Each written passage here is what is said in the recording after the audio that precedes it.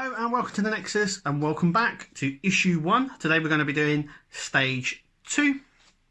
Let's have a look, see what we're doing in stage 2. So we're going to be building the top half of the warp nacelle just here. So that's fairly easy to do, I think. There's a few things I'm going to go through as well. I'm going to go through the binder, so how we put the magazines in, because it can be fiddly if you've never done it before. I will say this, and that is, it's not attached to the backing. I know a lot of people have been having problems, and there was just no. I mean, look at that; it's come away completely clear and clean. Like with the other one, I'm just going to take this off and throw that.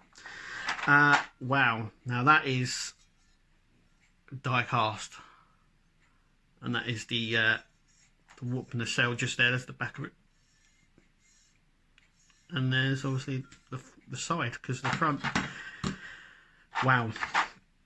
So we do need this part first. We're going to grab our microfiber cloth to put down, and we're going to keep the sections just like that when we need them. So make sure you put it down on a nice soft surface, because the last thing you want to do is scratch this. There's a few things I'm going to point out with this.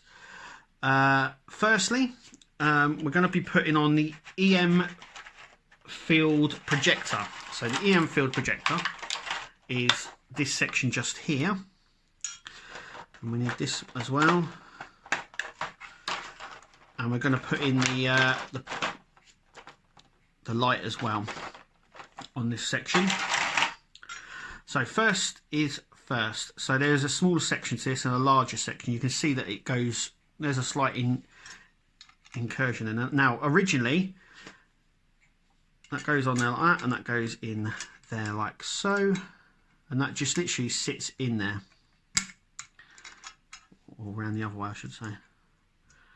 Now there is a thing with this, and that is it's going to be changed. So this section here isn't lit on the model, or was never lit. It's see-through at the moment, but I have been assured that that will get changed later on in the build. So we probably won't finish this engine for a while. So when we come to finish this, it may be wise to put it away somewhere really safe until we need it later on in the build. So we've done that just there, and we've got the little light, which is just here. You can see that poking through. That's the pilot light that sits at the back, and that's going to just sit in there. Once again, it's a sort of half circle and fits into the gap really snugly, which is nice. Now what we need is our brace. So this is the see-through brace that we need, and that is going to go down like so, like that, and we're going to use AM screws, which are these ones just here. And we're going to put them all along the sides to secure this in place. So there it is. That's what we're up to so far. It's interesting because we've now secured this and this front section here, which we've been told is getting replaced. Now, whether that's going to be, meaning I'm going to have to unscrew all this again, or whether something's going to go over this on the top, no idea. But it is what it is. So what we're going to do is we're going to grab our bits again. So what we need now is our front section just here. If I can get it out without flowing everything else. There we go. And we're going to secure this just here, just like that, on the front section just here. And then we've got 3 screws there, and we're going to use BM screws. Now, some people have said that they didn't get BM screws. I did. I don't know why some people didn't, but yeah. So yeah, I don't really know why I got BM screws and people didn't, because I think there was another sort of screw that people had and they used that instead and it worked just the same. I can't talk for anybody else, but for me, BM screws were there. And we're just going to secure this in place just here, like so.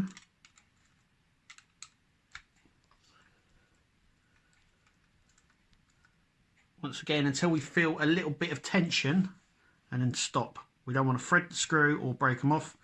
Over tightening does exactly that, but you do want it to be secure. So like I said, you just want to screw it in until it starts getting a little bit tough, then stop.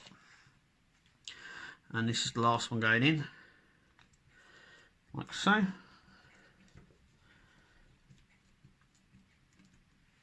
Like that. There we go. So now that is secured in place, like so. There's a bit of play in this section here, but yeah, overly I'm okay with that. So what we're going to do next is we're going to create do these upper here of the Bussard Collector's field coils. These are. We get 2 of them, and we're going to place these just sort of like that. And we're going to do the other side as well,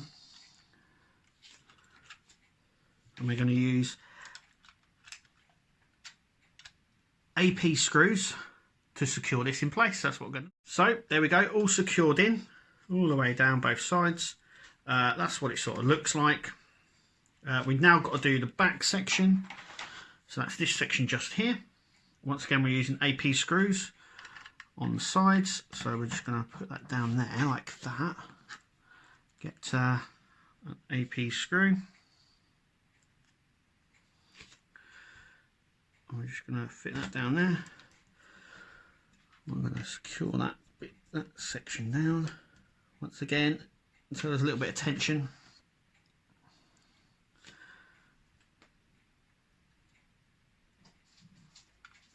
And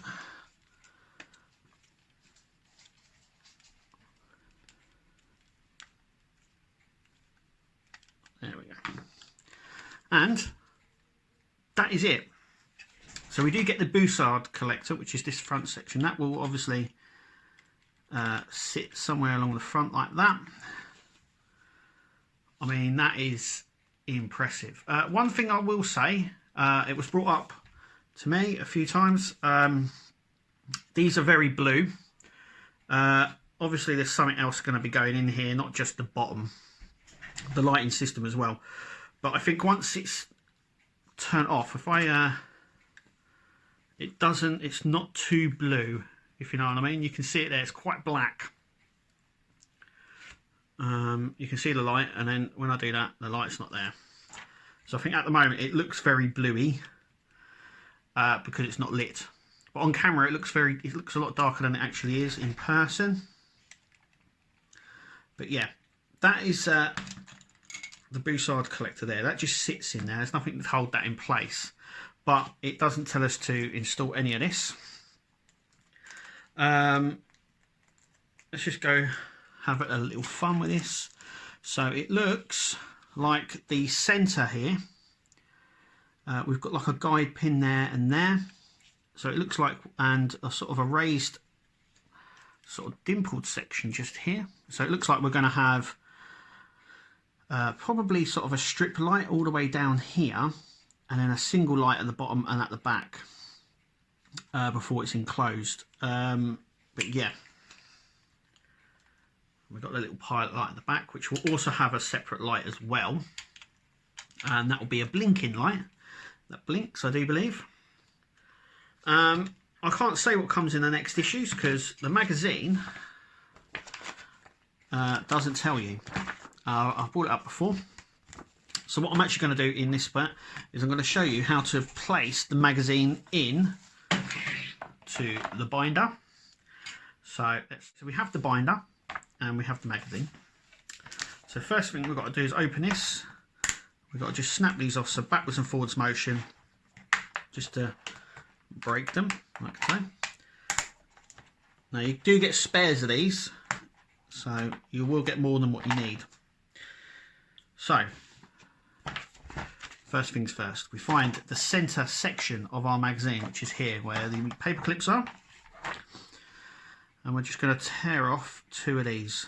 So I just twist them. Obviously you can cut them off, it doesn't really matter. It's not going to damage anything if they're not properly cut, but they are, as you can see, they're cut really well actually. Come away really well. So first thing is we need to grab this. We need to put the magazine out actually, sorry. And that. And we need to grab this, and you see the holes here. We're just going to slide this into one of the holes. Like so. It will go down quite easy. So we now have our first guide. So that just goes in.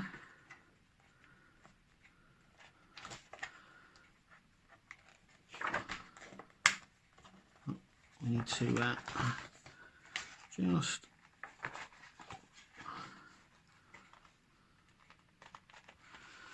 make sure it's going in properly. There we go. Can you see that? So that goes in. And then you just need to do the opposite side. So this one will come through this way here. Oh, I've ripped the magazine. Damn. Anyway, that is that is how they go in. They're going very tight, but once they're in, yeah, you can read it. As you can see there.